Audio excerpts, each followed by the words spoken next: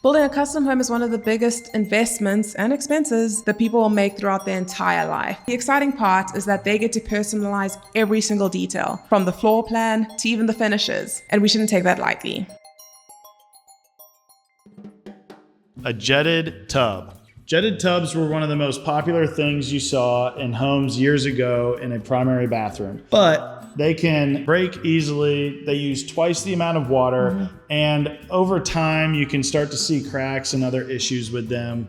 And I won't even start to talk about the cleaning problems that happen. That's what I was about to say, because they might seem really nice on the inside, but how often are people doing the deep cleaning that comes with it? I don't know if anybody has been in a used home with a jetted tub and they put in all that cleaning stuff. Yeah. What we recommend instead is a soaker tub. You can get deep soaker tubs like the one we're showing you here. Those can be really great for having a bath after a long day. The nice thing about the soaker tubs is that you can customize them to the size and the preference that you have, whether it's the length or the depth of it. The second thing that we see that people end up regretting is oversized lighting. Lighting is one of the biggest features that people focus on. And sometimes what we see online is those large, oversized pending lighting that looks great online, but in practicality, might not work. In an 8-foot ceiling home, those big pendant lights can really start to feel overwhelming and take up a lot of space. However, if you start to look at 9, 10, or 12-foot ceilings, you can start to add some larger lighting.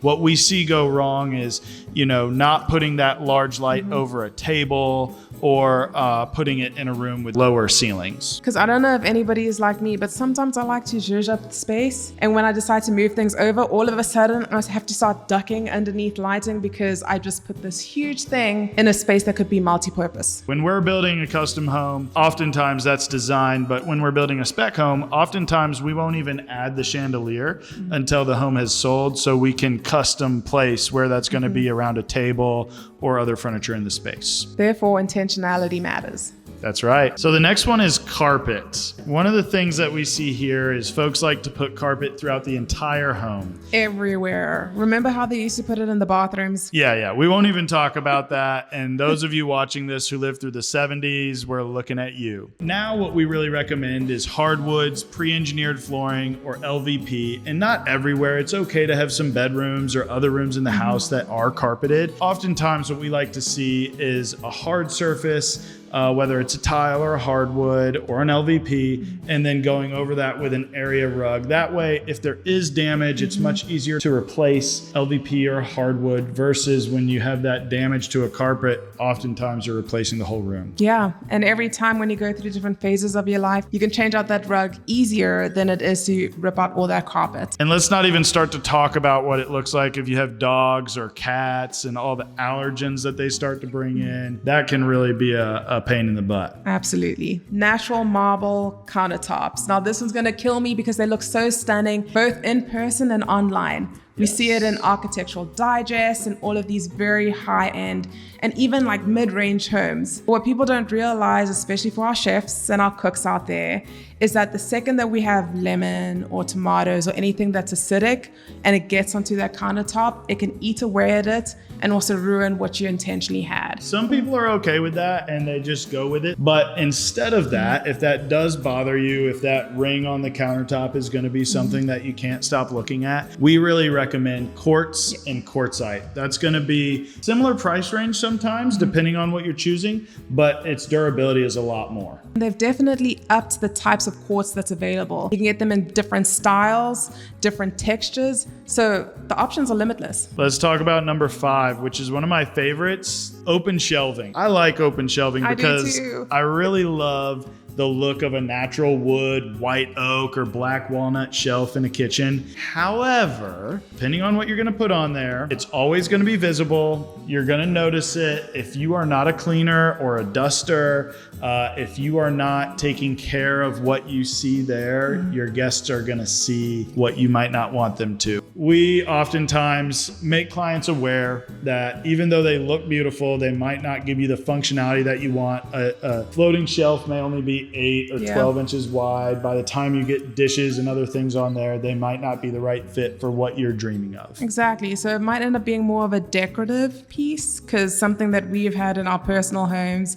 is the glasses, the wine glasses that end up having that grime on top. So every time you need to use Don't tell that. So just thinking about what does everyday use looks like when you have an open shelf. That's right. That's a heartbreaker. Textured backsplashes. So you get those beautiful rustic looking backsplashes in your kitchen that looks incredible. But with all those grooves and divots can also get oil and grease and grime stuck into it when you're cooking. And once again, if you're not a big cleaner or if you hate the hassle of the maintenance, this could go against what you originally wanted. Anytime a client is looking at like a natural unfinished tile or something that it needs to be sealed before and after installation, we really recommend against that in any areas that you're gonna have food, water, or anything else, because you're gonna have to seal that again and again over time. And it just becomes a mess and really difficult to deal with in longevity. And what you could use instead is that they do have a lot of smooth backsplashes that can still give you that rustic feel. Yeah. Something that was expensive in the beginning could end up being more expensive with the maintenance and the resealing that you were mentioning. Let's talk about flow. In the kitchen, we don't wanna do too big of an oversized island. What is too big? Yeah, I know. It's hard to say. And honestly, I've been in some kitchens where they're large islands and they do look okay and they can be functional. But the place that they really come into being a problem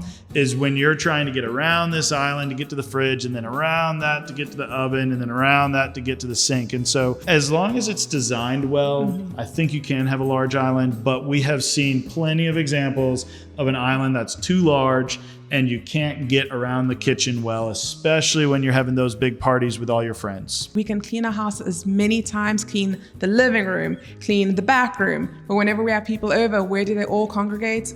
In the kitchen. So we want to make sure, like you said, that there's enough space. So large islands work well in large kitchens. And there's other ways that you can utilize that space. Something else that I was thinking about a large island is if you have everybody seated around, now people are trying to reach over to try and either pass over a dish or anything like that. So those are some things to be aware of. Barn doors everywhere, in the bathrooms, the offices, the bedrooms, and they might look aesthetic. You got that rustic wooden barn door with the black sort of metal or steel outline, which looks incredible, but you don't get the privacy, the noise. Pocket doors are a great option instead of a barn door. The thing that we've seen with barn doors is over time, the hardware can stop working. You've got kids running around the house, roughhousing. They can easily become, a problem, off kilter. Slamming those, that doesn't go well over time. And then really the big one is noise and sound. With a pocket door, your seal is gonna be better. The ability to lock it and have some privacy is also gonna be a lot higher. And one of the things I get why people want a barn door is also that space. But like Jensen mentioned, the pocket door can also give you that space that a barn door can also give. But we can give you one barn door. One barn That's door. acceptable. Rain showers, if that is the only shower head that you have in the shower, it's not always the best experience. Especially because a lot of us don't want to be showering in italics. You're trying to dodge it because today is not the day that you want to wash your hair and you only have this one option that is just beating on the top of your head. We often recommend is either a shower head with a detachable head, so that way you can have the best of both worlds. Or even better, have your shower head and a rain shower with the option to switch between the two. There's so many times that we've been to a hotel where they only have the rain head and you are doing that thing where you're, showering in italics, or it's just sometimes inconvenient if you have this trickle of water that's coming down from above instead of coming from the side. And unfortunately, a lot of rain showers don't have that pressure that some people would like. So having those two options where you don't have to say no to the rain shower, but have something in conjunction with it also makes cleaning easier and makes the whole experience more luxurious. And my least favorite part of a rain shower is getting into a rain shower where you turn it on and those first cold drops that come out, or at the very end when there's those last couple drops. That can't stand that. Last but not least, what we want you to do is build for the future you. A lot of the times we think about what we want and need right now, but we're not future focused. We're starting from scratch. We can do whatever we want in this home, but we don't just want to think about what you want and need today. Let's talk about that future pool with the pool house. Do we need to go ahead and think about running some electrical or plumbing out to that location? Let's talk about the car you're going to be driving in the future. Yeah. Are we driving an EV car and do we need an EV plug? We're doing that in almost every home we're building now, just because even if it's not something a client is looking for today, it's going to add value to selling the home in the future. Or if they do make the decision that they do want an EV, it's going to be nice to have already. If you're thinking about solar, go ahead and run those conduit runs so that way you don't have the exposed conduit on the outside of the house. I hate seeing that. And so many other, important things to really check out when you're designing that custom home. Talk with your builder about what they recommend. We call it future proofing. Yes. When you're thinking about, especially if you're building it from scratch and the layout of how the house is going to be, think about your plumbing. Maybe in the future you'd want to do an extra addition. It'll have a bathroom, so you want that to be closer to what is existing to try and save some costs. Some people who really love the concrete floors, but then you have all of your plumbing and everything underneath that, understanding that in the future you might need to cut into that. So there's a lot of different things that this might sound daunting, but like you mentioned, you can speak to your architect, speak to your builder, speak to them both. That's to right. Try and figure out what will work best for now and for the future. And talking about thinking about the future, let's talk about aging in place. How are we entering and exiting the home? Is that going to be something that requires 10 steps to get up? Or are we talking about low entry without too many things to deal with? Are our doorways 32 to 36 inches wide? So that way, if for whatever reason, we're ever in a wheelchair or a walker, anything of that nature, we're going to easily be able to get through hallways, doorways, so on and so forth. And then lastly, really considering the investment in a low to no entry shower, zero threshold. That takes pre-planning and pre-engineering to make sure that it's done well. But it's an investment that your knees and your future body may thank you for. And the nice thing about already planning your home for aging in place is that you don't have to even worry about if you're going to have some older family members come over to your house, because then they can move freely. Or if you have an accident like Jensen's Achilles heel and all of a sudden he had a scooter to move around, that could be those unforeseen accidents that we hope never happen. But having a house that can already accommodate those things, so you're not only thinking about when you age out, but also how your body moves in that space. We'll have homeowners sometimes who say, you know what, I know I'm going to need a grab bar in the future, but I don't want to see it today. So we're going to add blocking in the bathrooms. We're going to add blocking in other areas.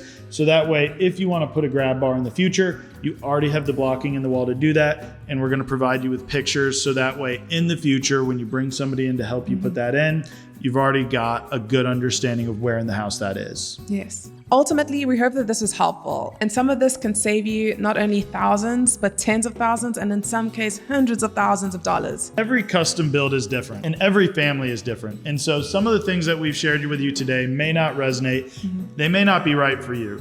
We tell our clients, ultimately, this is your home. We're going to build for you what you tell us to build. We're just giving you our advice along the way based on our experience working with plenty of other customers over the years. And so take what works, leave what doesn't.